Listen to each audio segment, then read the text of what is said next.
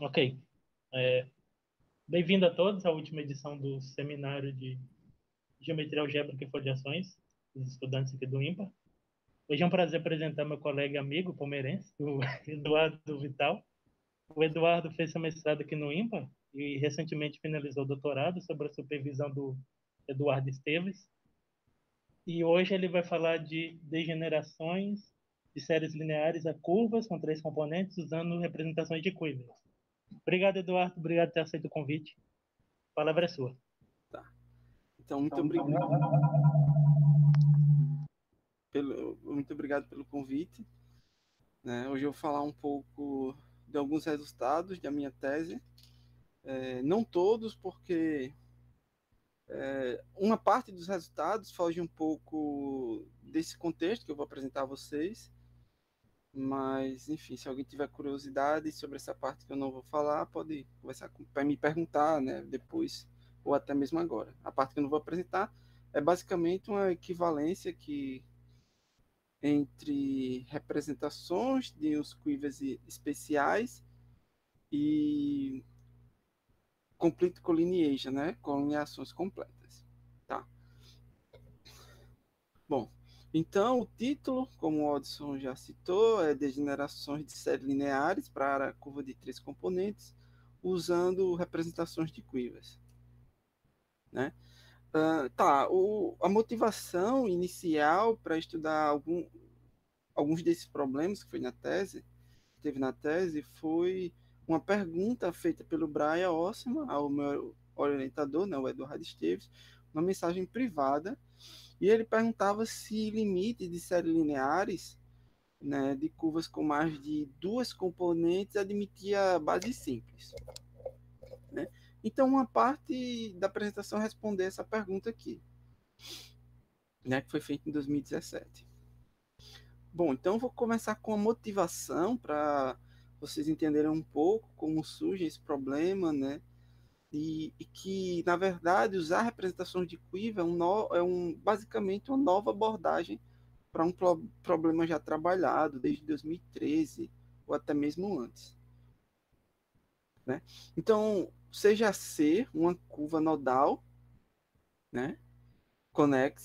Conectada, com N mais 1 componentes, x0 até xn, né? E você considera uma suavização dessa curva. Né? Então, o que é uma suavização? Basicamente, é um mapa plano que vai de uma superfície X para o espectro de C de T, tal que a fibra especial desse mapa é isomorfa a C, né? E a fibra genérica é suave. E essa superfície aqui é regular, né? Suave, né? Por isso que é uma suavização regular da curva C, né? Então você considera o feixe, o xi, né? E você chama ele o twister, né? Twister por xi. Você define o i como sendo o multigrau desse feixe ao xi, né? E o multigrau é basicamente você pegar o grau em cima de cada componente xi, né? Então você pega esse feixe, né, esse twister, restringe a curva e olha o grau nessa curva. Então, para cada componente xi, você tem um grau e forma meio que um vetor, então você chama de multigrau. Né? Esses uis são tal que qualquer conjunto próprio deles é linearmente independente sobre o corpo dos racionais. E mais ainda, quando você soma todos eles, isso soma para zero. Né? Para verificar isso não é tão difícil, mas basicamente você vai olhar para meio que a tabela de interseção da curva C, né? Porque elas se intersectam, duas componentes se intersectam, né? Enfim, você tem que pensar nisso para provar que cada subconjunto desses uis é linearmente independente e que eles somam para zero. Tá? Então, você considera agora um feixe invertível L eta, né, de grau D na fibra genérica de x eta, né, a fibra genérica dessa suavização π aqui. Então, existem extensões L, né? Extensões para toda a curva X, né? E extensões desse L eta. Perfeito. Existem essas extensões. E mais ainda, para cada extensão L e para cada I, o feixe que a gente chama de LXI, definido como L tensor O de XI, é também outra extensão desse feixe L eta. Né? Então, pense, L eta é um feixe a nível de curva e esse outro L é na superfície. Tá bom?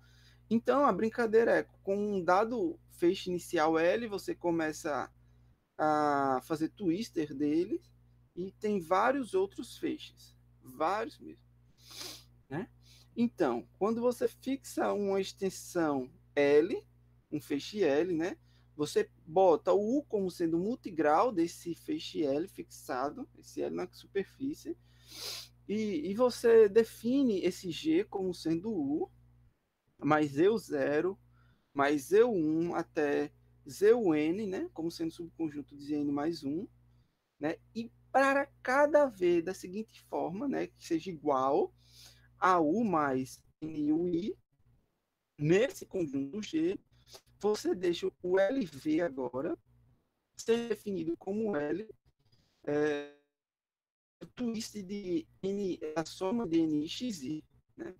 E você nota que esse V é precisamente o multigrau desse LV, tá?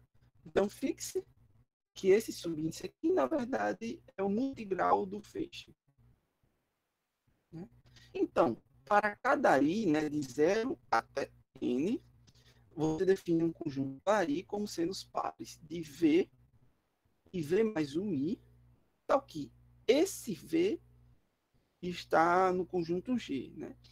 E esse I, lembra que está associado a um multigrau de O de XI.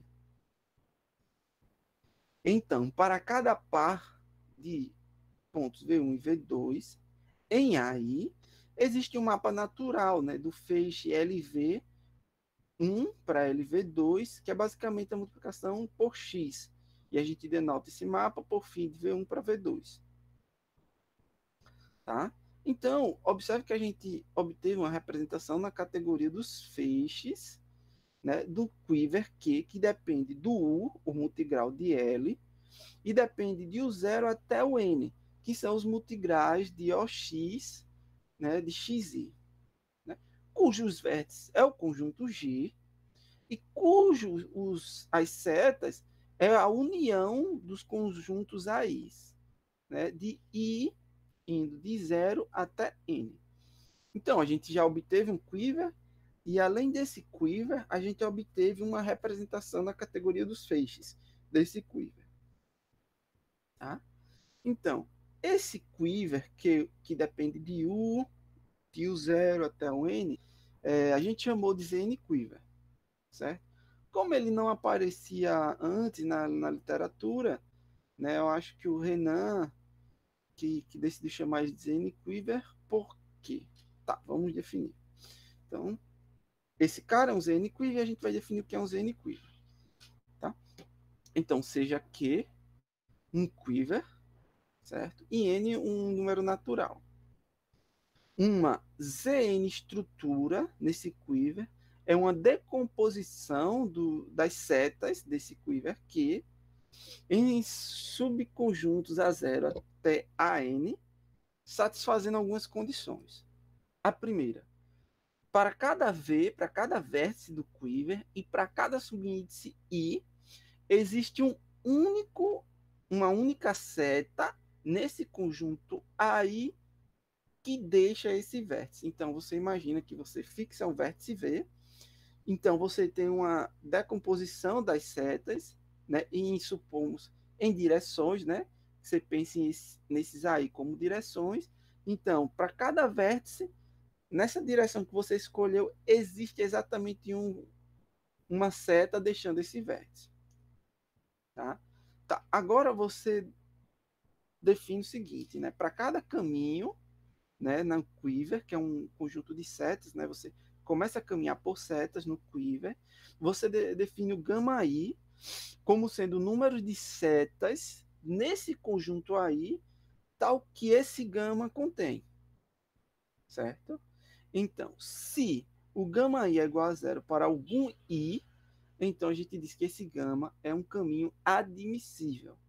Ou seja, se você pega um caminho que ele está faltando, não tem seta em alguma direção, a gente diz que ele é admissível.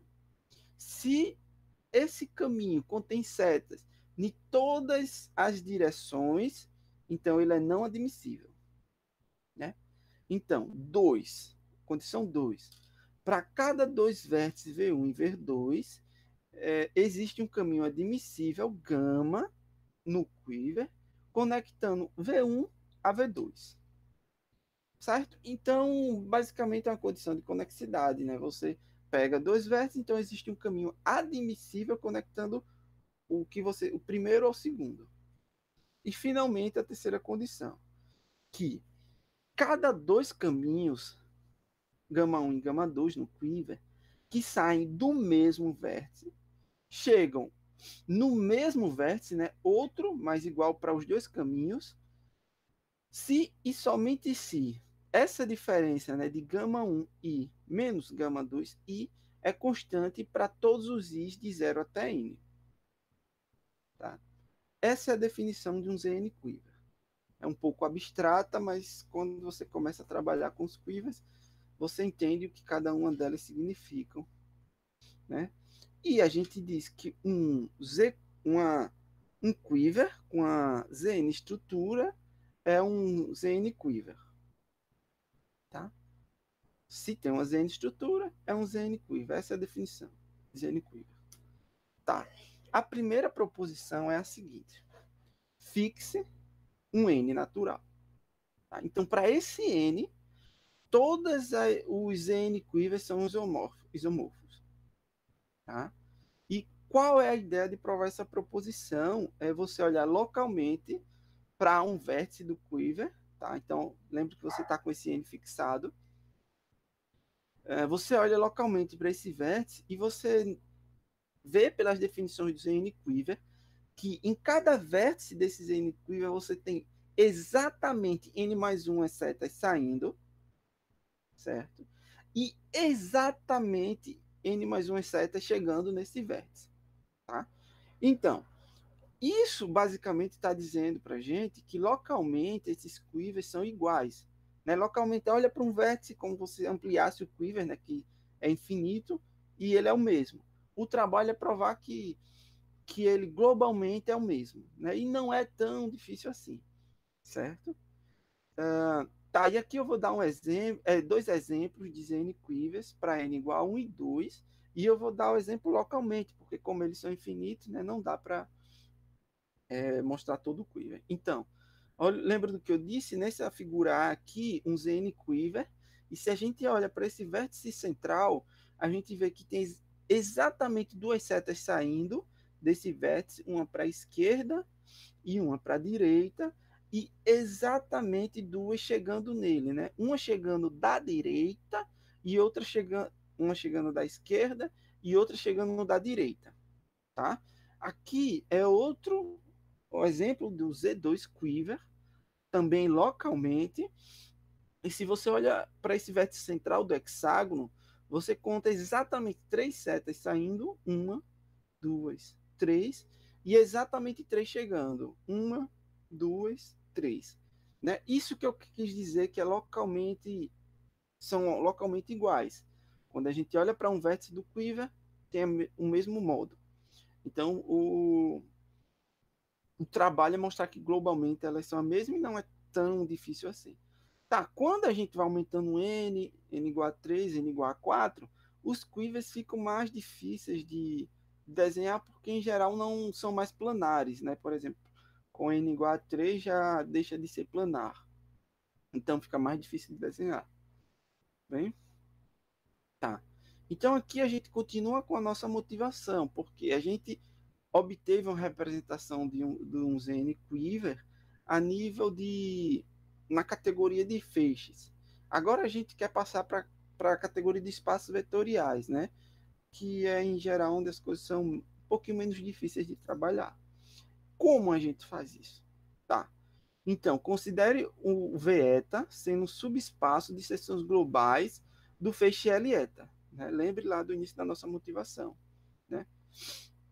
Para cada feixe LV, né, para cada extensão de L-eta, existe uma extensão também LV desse L-eta, dado pelo seguinte, pelas seções globais desse LV, que é um feixe na superfície, mas tal que, quando a gente pega essa seção e restringe para a fibra genérica, né, para x-eta, isso pertence ao v-eta, tá? Então a gente pegou esse subespaço de seções globais que estava no L-eta, né, um feixe na fibra genérica, que é uma curva, e passou para um cara de seções globais na superfície. Então, o mapa FII de V1 para V2 que a gente tinha induz um mapa agora desses espaços V1 para VV2, certo? E, finalmente, se a gente agora pega esse cara e restringe a curva, né? Se a gente pega esses VVs e restringe a curva, a gente vai obter um subespaço de seções globais desse LV, né? Agora com um feixe em curvas, na curva C, né? E, novamente, esse mapa φ acima, ele induz um novo mapa, que a gente continua denotando por φ, de V1 para V2, certo? De VV1 para VV2, agora nível na curva C. Tá? Então, esses espaços Vs e os mapas formam uma representação especial do mesmo quiver que a gente tinha. Né? O quiver que depende de U, o 0 e o N, né? Que são os multigraus do feixe L, que a gente começou, né? E os multigraus do odd x0, odd x até odd x, xn. Né? E a gente chama essa representação especial de uma exact linked net, certo? De espaços vetoriais de suporte finito.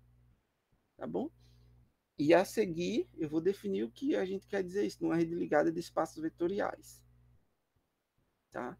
Aqui está a definição de uma rede ligada de espaços vetoriais.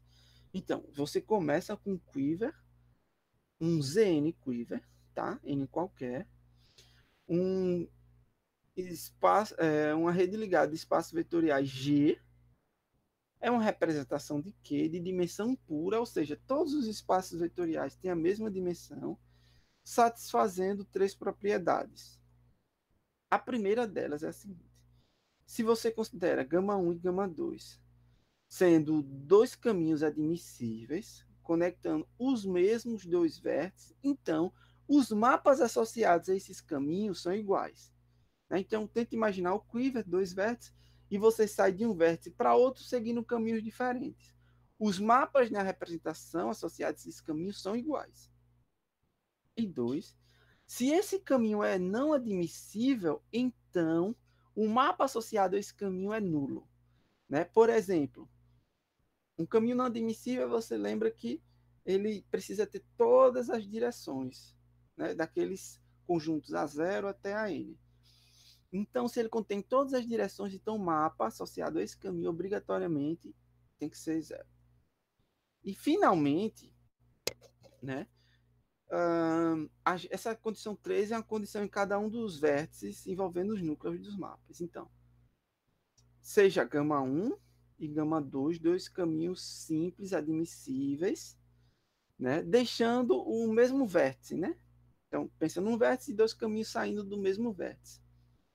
Tal que sempre que você escolhe um I, ou seja, escolhe uma direção, ou o γ1 não contém essa direção de setas, ou o γ2 não contém essa direção de setas, para cada direção. Então, a interseção do núcleo do mapa associado ao caminho γ1, interseção com o núcleo do mapa associado ao caminho γ2 é trivial. Pronto. Isso é a definição de uma rede ligada de espaços vetoriais. Tá? É uma representação de um quiver, só que com essas três condições especiais. Tá? Então, dado vértices V1 e V2 do quiver, como esse mapa aqui, φ, gama, essencialmente não depende do caminho admissível, a gente pode escrever o gama como dependendo apenas do vértice inicial e do vértice final, né? Para qualquer gama admissível, certo? Desde que o gama seja admissível, que conecte os dois vértices V1 e V2. Tá? Tá, eu acho que aqui eu defini depois, né, que um caminho gama, né, para tal que esse gama i é menor ou igual que 1 para todo i, esse cara é chamado simples. Né? Se é simples é quando eu não uso mais de uma vez a mesma direção. Tá bom? E a gente diz que esse G, né, essa rede ligada de espaços vetoriais é exata se para qualquer dois vértices distintos, V1 e V2, conectado por um caminho simples, a gente tem que a imagem do mapa que sai de V1 e chega em V2 é igual ao kernel do mapa que sai de V2 e chega em V1. Tá? E a gente diz que G tem o suporte em um subconjunto H de vértices, né? Um subconjunto de vértices. Se para cada vértice do quiver todo, cada vértice do quiver infinito, né? Existe um vérticezinho V nesse H, tal que o mapa saindo de V e chegando no H é um isomorfismo. Certo? Então, tenta imaginar o quiver, existe um conjuntinho H que eu, para qualquer outro ponto, vértice do quiver, eu consigo achar um vértice nesse H e chegar até esse outro vértice de G via isomorfismo. Tá bom? E no caso que esse H seja finito, a gente diz que G tem suporte finito. Tá? Agora, seja... Tá. Nós dizemos que uma coleção de vértices de V1 até Vm, no quiver, né? E vetores SI de VI, né? Para esse variando de 1 até M, tal que, quando eu considero a imagem desses caras, desses SIs, juntas no espaço vetorial VV, né? Observe que eu estou pegando em vértices diferentes de V1 até Vm e levando todos para o mesmo para o espaço vetorial VV, né? Tá, e se esses caras, quando chegam em V, geram o espaço V, né? Para cada vértice do quiver, então para cada vértice do quiver todo, né? A gente diz que é um conjunto de geradores, né? Análogo a espaços vetoriais. E no caso onde esse M é precisamente a dimensão do quiver, né? Que tem dimensão pura, ou seja, todos os espaços vetoriais dessa representação têm a mesma dimensão, né? Nesse caso, a gente diz que esse conjunto de geradores é uma base simples. Tá? Então, que é uma base simples, eu escolho vetores espalhados pela representação, tal que quando eu junto eles no mesmo espaço vetorial, eles sempre formam uma base. Tá? Agora, se esse gama é um caminho simples e admissível, né, esse mapa φ de gama é determinado pelo seu vértice inicial, né, e pela coleção de direções, certo? Se ele é admissível, ele não contém todas as direções. Se ele é simples, ele contém no máximo uma seta em cada direção. Tá? Então, a gente escreve esse gama como sendo um mapa que começa em V e percorre a direção dada por I. Certo? Isso só é possível definir quando o caminho é simples e admissível. Né? Porque se ele não é simples e admissível, ele pode girar, girar, girar e parar em um ponto qualquer e você não consegue determinar pelo vértice inicial e por esse conjunto I. Tá? Então aqui chega uma definição fundamental para o nosso primeiro resultado, né? Que é a definição da propriedade de interseção. Tá? Então considere agora uma rede ligada de espaços vetoriais sobre os n-quiver exata. Né? Lembre que a condição de exatidão é que a imagem de um mapa em uma direção é precisamente o núcleo do mapa na direção oposta. Né? Que satisfaz a propriedade de interseção se para cada vértice V do quiver e coleções de direções de 0 até m, né? Direções que variam de 0 até n, nós temos a seguinte igualdade, que a soma dos kerns de um mapa, começando em V, ao longo do conjunto de direções UI, interseção com o kernel do mapa, começando em V, ao longo do conjunto de direção I0, é igual ao somatório do mapa, que começa em V, mas a gente aqui embaixo intersectam esses conjuntos de direções. Tá? Essa igualdade aqui basicamente diz que essa soma, entre parênteses, do lado esquerdo, se distribui na interseção. Certo? Por quê?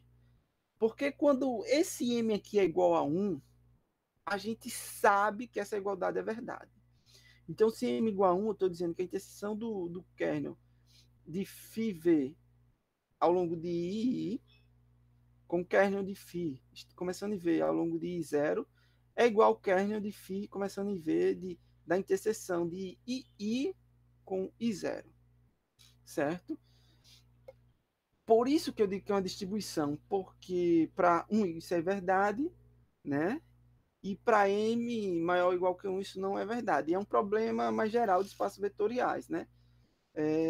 A soma de espaços vetoriais intersectado com outro espaço vetorial nem sempre é a soma da interseção, né? Eu acho que eu já errei isso mais de uma vez quando era aluno de graduação e então a gente precisa pedir essa propriedade aqui, não tem como ela ser verdade geralmente. E o primeiro teorema é o seguinte, né? Que uma rede ligada de espaços vetoriais exata, com suporte finito, admite uma base simples se e somente se isso satisfaz a propriedade de interseção. Tá? Eu acho esse resultado bonito e foi difícil de obter, porque a gente está caracterizando uma propriedade que, à primeira vista, parece ser global.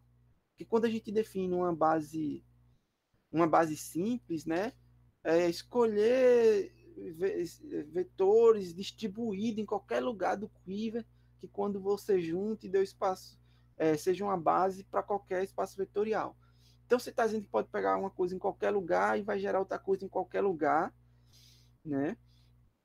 E a gente caracteriza essa propriedade global com uma propriedade local, porque a propriedade de interseção é verificada em cada vértice do quiver, tá? E a história é que esse resultado já era conhecido para ser conhecido, né? E era verdade há bastante tempo e não era dado tanto relevância para ele, porque a maioria dos trabalhos anteriores ao meu trabalhavam com curvas só com dois componentes, né? Ou seja, para esse caso aqui, para o n igual a 1, né? Isso era verdade, então os outros trabalhos usavam bastante base simples, só que como sempre existia, não se dava atenção. Quando eu e o Renan e outras pessoas começaram a trabalhar com casos de curvas com mais de duas componentes, e a própria questão do Osserman, né? Se séries lineares limites com três componentes admitia base simples, não era conhecido, né? Então, a gente teve que definir o que é uma base simples e teve que buscar esse resultado. Eu tentei provar primeiro achando que era verdade e nunca consegui, até que a brilhante ideia de tentar provar que era equivalente a alguma coisa surgiu e eu consegui. Tá bom? Então aqui eu vou dar a ideia de como é a prova desse resultado. Uma direção não é tão difícil, né? Se você assume que essa rede ligada exata tem base simples, então isso satisfaz a propriedade de interseção. Tá, então como é que isso é feito? Né? Esses núcleos aqui, quando a gente sabe que tem base simples, eles são descritos basicamente usando a base simples com as condições de teoria de conjunto, certo? Então, provar, verificar essa igualdade aqui, assumindo a existência de base simples, se torna essencialmente uma verificação de teoria de conjunto que não é tão difícil. Né? Essa direção é a direção menos complicada do resultado. Tá? Para provar outra direção, a gente usa a indução na dimensão da representação. da dimensão desse G. Né? E o coração da demonstração está aqui nessa proposição, certo? Que diz o seguinte: se esse G é uma rede ligada de espaços vetoriais de suporte finito e exata, então existe um vértice desse quiver tal que, quando você soma a imagem de todos os mapas que chegam nesse vértice U, ele não dá o espaço vetorial todo. Certo? Então imagina lá aquele desenho que eu fiz de hexágono e um monte de seta bombardeando esse vértice U, chegando nele, né? E a imagem desses mapas, né, não dá o espaço vetorial todo, tá? Né?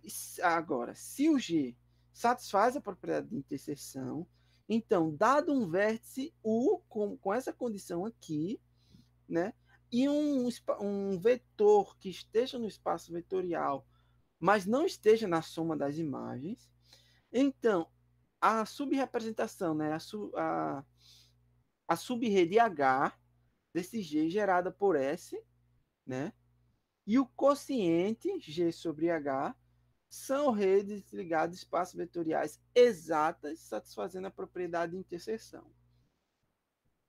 Certo? Esse é o passo 1 e o passo indutivo. O passo 1, porque a gente acha uma base S, né? S é essencialmente uma base simples para H.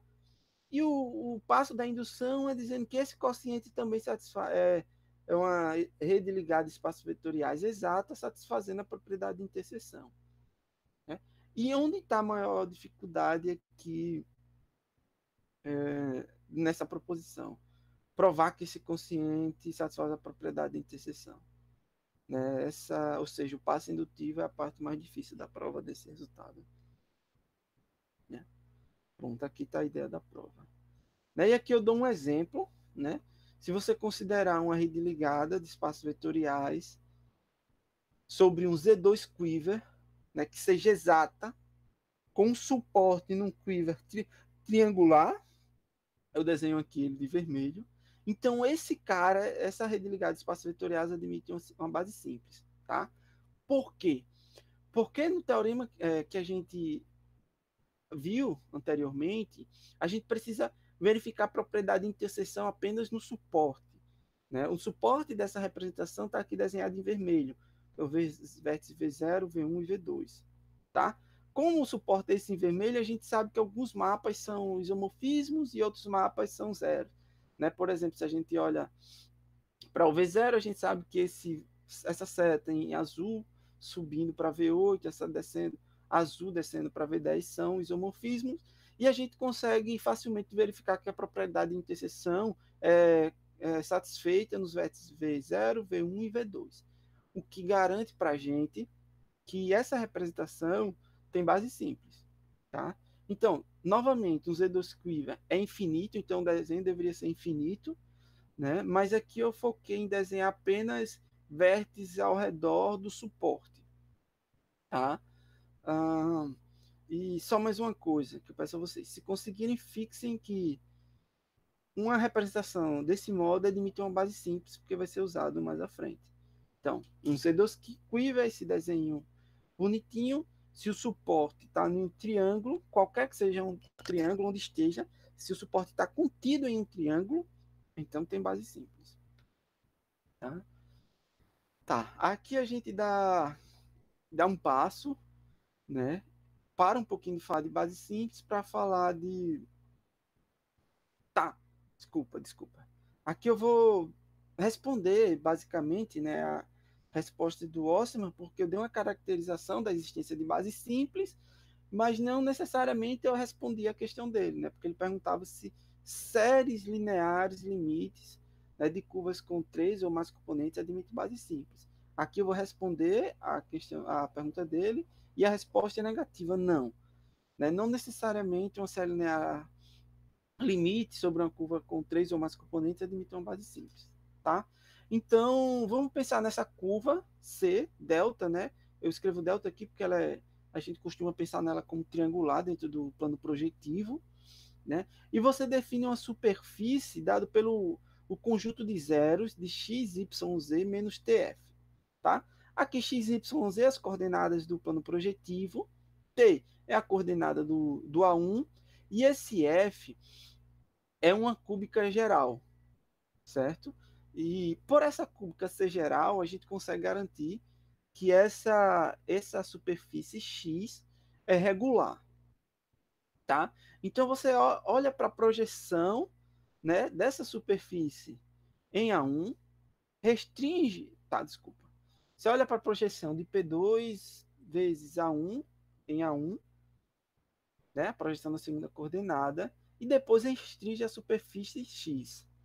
Né? Isso aqui vai dar o nosso mapa π de X, que é a suavização regular da curva C delta. Tá? E agora a gente considera aquele L, aquele feixe que a gente começou, como sendo um feixe de cônicas, né? Nessa superfície X. Né? E a série linear na fibra genética dado pelo cara gerado por X vezes Y mais Z, e Z vezes Y menos X. Isso aqui restrito à fibra genérica, né? Tudo bem? Então, a nossa série linear, né, é gerada por esses caras. Quando a gente faz todo aquele processo da motivação, né, começa a pegar twister desses caras e restringir para espaços vetoriais, a gente obtém uma rede ligada de espaços vetoriais exata com suporte finito, tá? E aqui eu vou explicar um pouquinho a vocês isso. Tá, então aqui eu só desenho o local dos multigraus efetivos. Né? Cada subíndice desse aqui é um subgrau do feixe que a gente restringiu para a curva, certo? Por exemplo, esse cara aqui é o multigrau do feixe que a gente começou, ó, desse feixe aqui, L. Né? Tem o multigrau 222. Né? E a gente vai caminhando e o multigrau vai mudando, certo?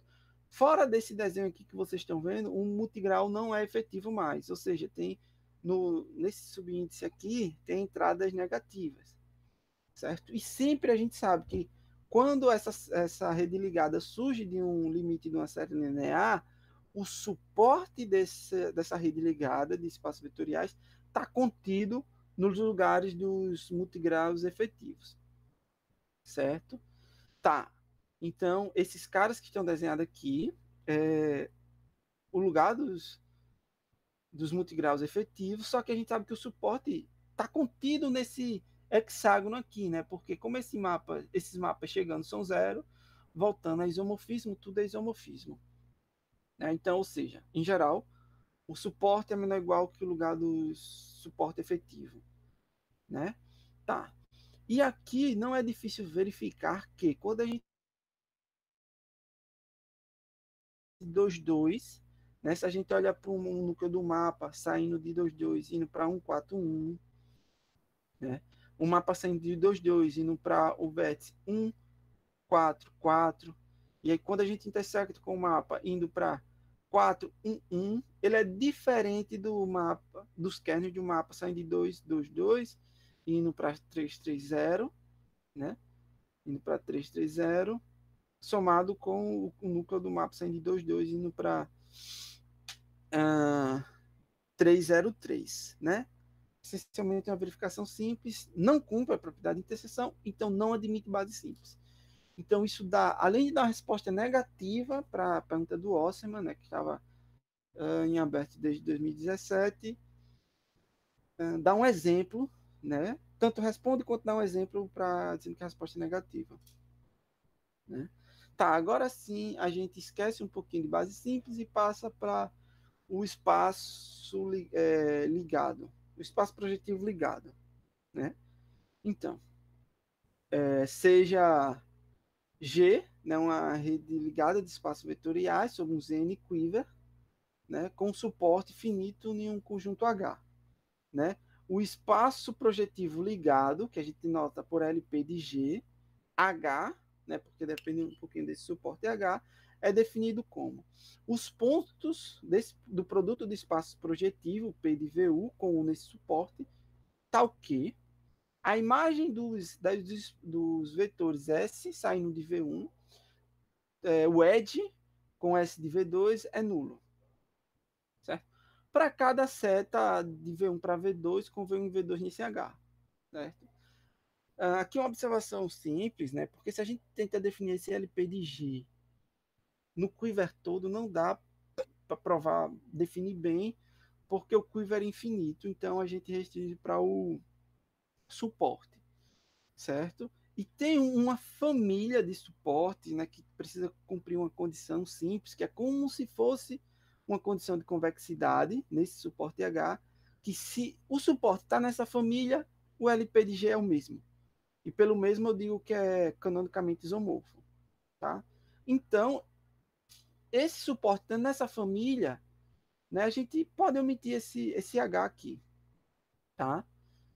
Então, o teorema é o seguinte, que se G, né, ele fala um pouquinho de propriedades geométricas desse espaço projetivo ligado, né, tá, em geral, esse LP de G é só uma Grassmanniana de Quiver de subrepresentações de dimensão 1. Né? Mas o legal é que dá para definir ele por equações, né? Então, é muito útil isso, ajuda as coisas a definir o esquema com equações. Certo?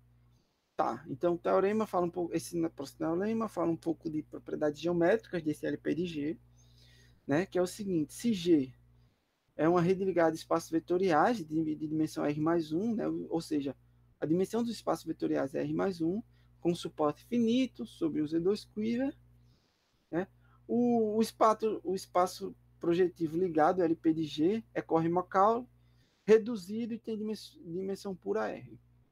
Né?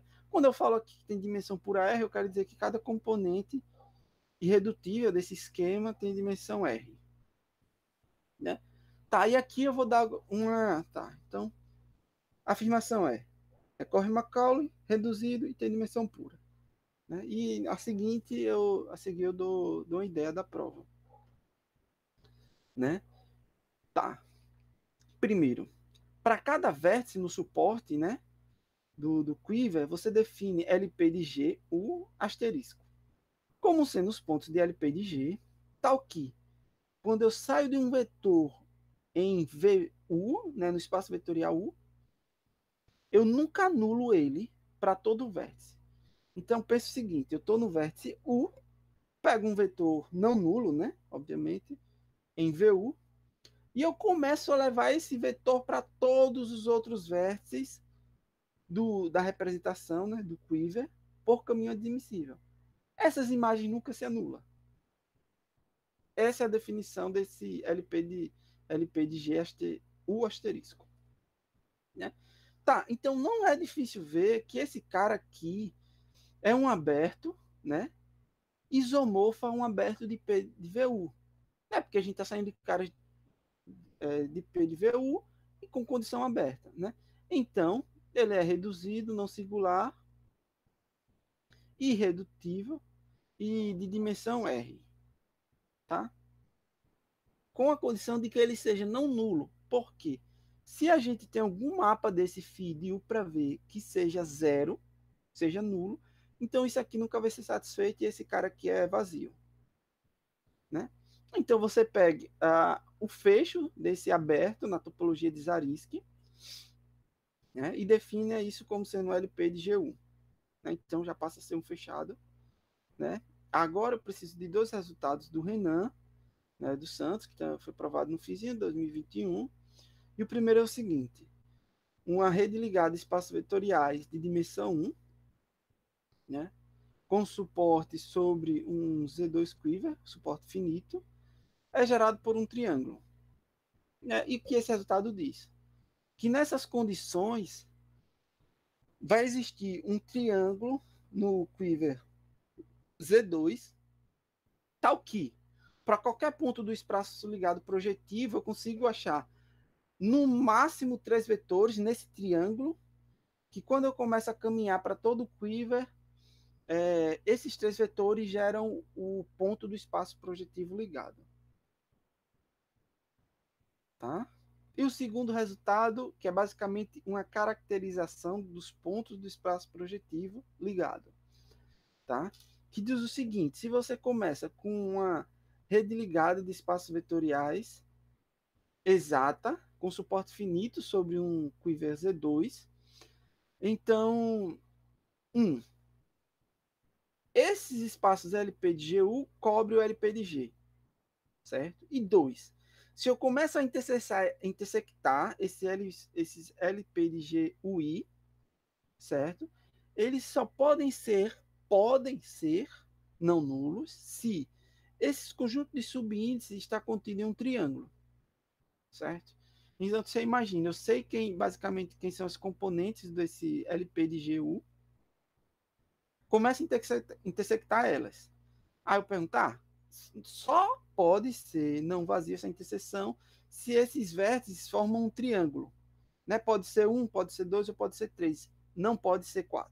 Se for 4 mais, já é vazio, ou se for 3 que não formem um triângulo, também vai ser vazio. Né? Então, por isso que a gente diz que é uma caracterização dos pontos do LPDG, porque, dado um ponto de LPDG, eu sei que ele vai ser gerado a partir de um vértice, ou a partir de 2 vértices vizinhos, ou a partir de 3 vértices formando um triângulo.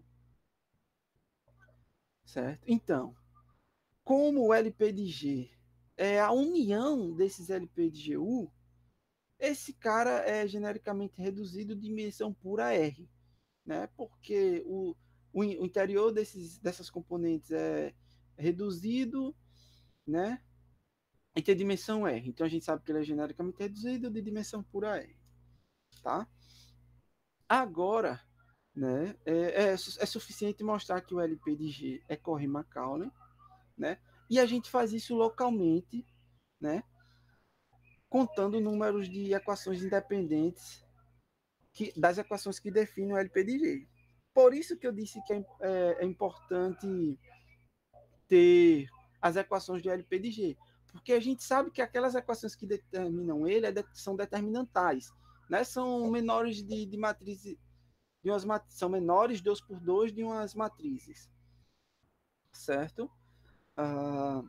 Então, a gente sabe que ele é determinantal, sabe a dimensão dele, sabe a dimensão do espaço onde ele está dentro, né? Então a gente precisa essencialmente mostrar que ele tem a codimensão esperada, certo? É por isso que a gente conta o número de equações. E como a propriedade de ser Corry-Macaulay é local, a gente conta isso localmente, tá? Então a gente divide em 2 passos essa prova. Primeiro, a gente considera redes ligadas de espaços vetoriais exatas com suporte em um triângulo, certo? Que a gente viu que tem base simples. Então, a gente considera o espaço projetivo ligado dessa rede ligada, certo? E a gente vai mostrar que, nesse caso, o espaço é Corry-Macaulay. Tá bom? Como a gente sabe que, nesse caso, essa rede ligada admite uma base simples, então, usando uma base simples, a gente acha subespaços VI, de VI, para cada I igual a 0, 1 e 2, né? A gente só desenha o suporte da representação, tal que cada VI se escreve como uma soma direta de VI0 mais VI1 mais VI2, onde esse VIJ é a imagem via um mapa de J para I dos espaços VJJ, certo? Para J diferente de I. Né? Quando a gente faz isso, né, as matrizes são mais simples de escrever, tudo se torna mais simples quando a gente tem uma base simples. Tá? Feito isso, a gente considera a projeção, né, de VI para VJ, né? E a gente define abertos, DJ, como pontos de LP de C, tal que essa projeção é diferente de zero. Tá? Então, a gente consegue provar, não é tão difícil, que esse espaço projetivo ligado da representação da rede ligada a C é coberto pelos abertos D01, D12 e D20. Certo? Então, para cada um desses abertos, desses três abertos, a gente conta o número de equações independente entre as equações, né, que são produto edges, né, que definem o LP de C, para obter que o número dessas equações independentes é precisamente 2R. Tá? Então, a gente está no espaço de dimensão R, a gente está no espaço de dimensão R, dentro do espaço de dimensão 3R, né, que é o produto de 3 PRs, e a codimensão é 2R. Então, a gente provou que é Corry-Macaulay. Certo? Perfeito. Como ele é genericamente reduzido, Corry-Macaulay é reduzido. Tá. Esse foi o passo 1. O passo 2, né, é usar o passo 1 para provar o que a gente quer. Né? Então, novamente usando a classificação dos pontos feita pelo Renan, para cada ponto de LP de G, agora a gente está na nossa representação sobre o quiver, um Z2 quiver, mas que tem um suporte finito, não necessariamente é um triângulo, certo? Então a gente está no nosso caso generalizando, né? Então a gente encontra uma vizinhança UH dentro de LP de G, certo? Uma vizinhança de H desse ponto, que é isomorfa a um subesquema de LP de C, de H, certo? E esse LP de C de H é alguma representação sobre um Z2 quiver com suporte finito em um triângulo. Então a gente sabe que esse cara aqui é Corry-Macaulay, né? E a gente está achando um aberto isomorfo a essa vizinhança de H. Então essa vizinhança é Corry-Macaulay também. Tá? Então a gente consegue concluir que o LP de G é Corry-Macaulay também reduzido.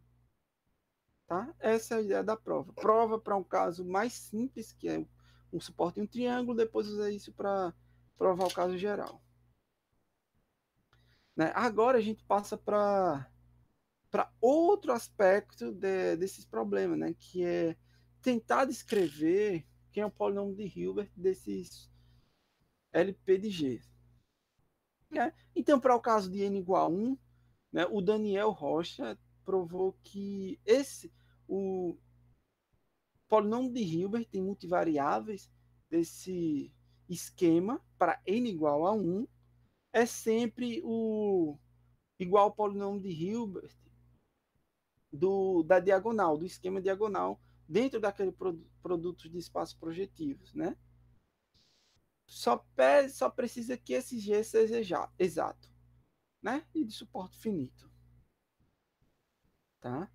Então, a minha tentativa também foi generalizar esse resultado do Daniel, né? Que eu consegui parcialmente, não como eu queria.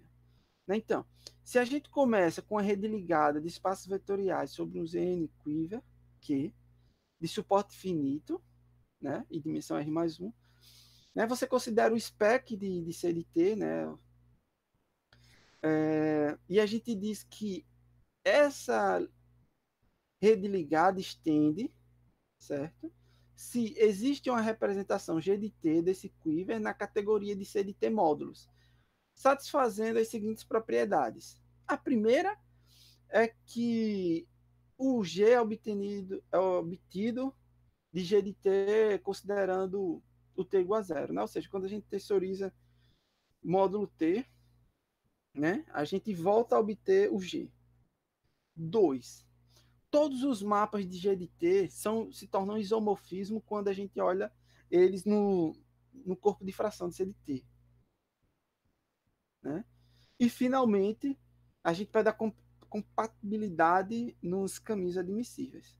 Né? Ou seja, se você considera gama 1 e gama 2 dois caminhos admissíveis, conectando os dois mesmos vértices, né, inicial e final, né, os mapas correspondentes a esses caminhos são os mesmos mapas considerados como mapa de CT módulos. Certo? Essas três condições. Então, o resultado primeiro é o seguinte, né? Quando se G é uma rede ligada de espaços vetoriais, né, sobre um Z2 quiver, se esse G admite uma base simples ou ele surge como limite de uma série linear, então esse G se estende. Certo? São dois casos muito importantes, né? Quando ele admite base simples e quando ele surge como limite de uma série linear. Então a gente sabe que ele se estende. E o seguinte teorema é o seguinte, né? Se o G é exato, né, uma rede ligada de espaços vetoriais exata sobre um Z2 quiver Q com suporte finito, né, e dimensão R mais 1, se o G se estende, né, então o LP de G, né, dentro desse produto de espaço projetivo, tem o polinômio de Hilbert multivariáveis igual ao polinômio de Hilbert da diagonal dentro desse produto de espaços projetivos. Tá? E a prova é a seguinte, a prova do teorema, né? A proposição não vou dar prova, só do teorema. A ideia, né? Então, você primeiro começa com vértices V1 e V2 do quiver, né? Então você tem mapas, né, do levantamento, né, com CT módulos, aí você define um LP como sendo subesquema desse espaço de produto de espaços projetivos, né, onde VV são CT módulos, definido como o LP de G foi, né? Eu quero dizer, pelas mesmas equações, né? Só muda que você sai um anel, né? Que passa a ser um corpo para ser um anel. Então, o mapa, né, que é a projeção de LP para B, tem fibra especial igual ao LP de G, né, que é aquela condição de que o G de T em T igual a zero é precisamente o G, né? E na fibra genérica, né, é igual a uma diagonal, certo? A menos de umas ações de automorfismo lineares, né?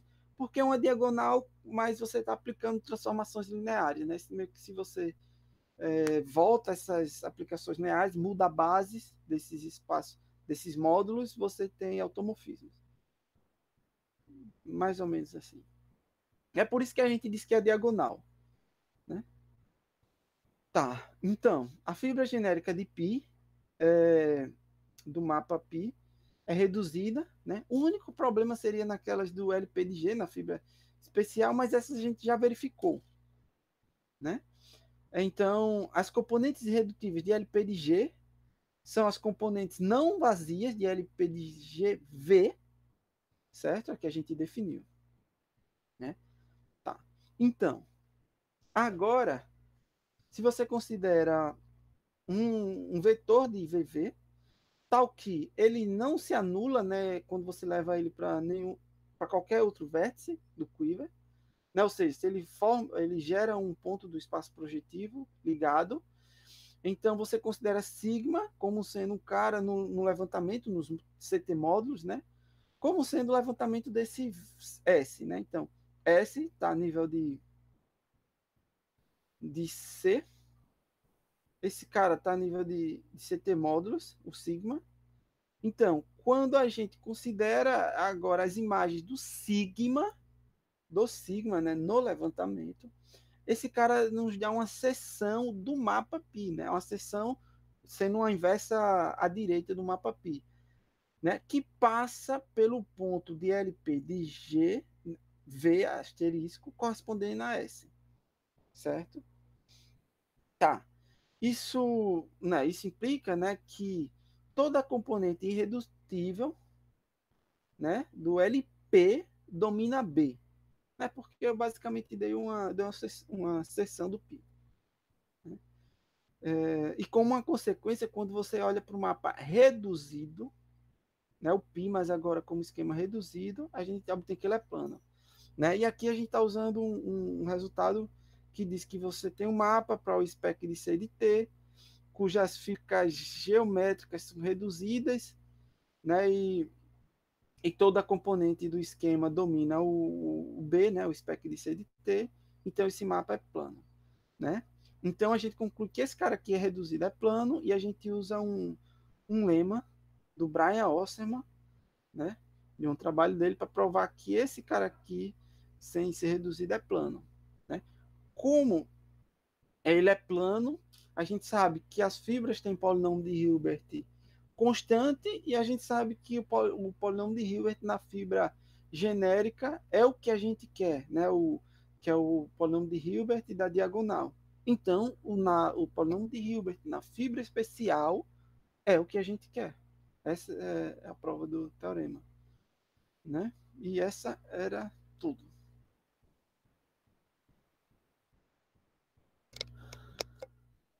Ok, muito obrigado, Eduardo. Vamos agradecer, Eduardo.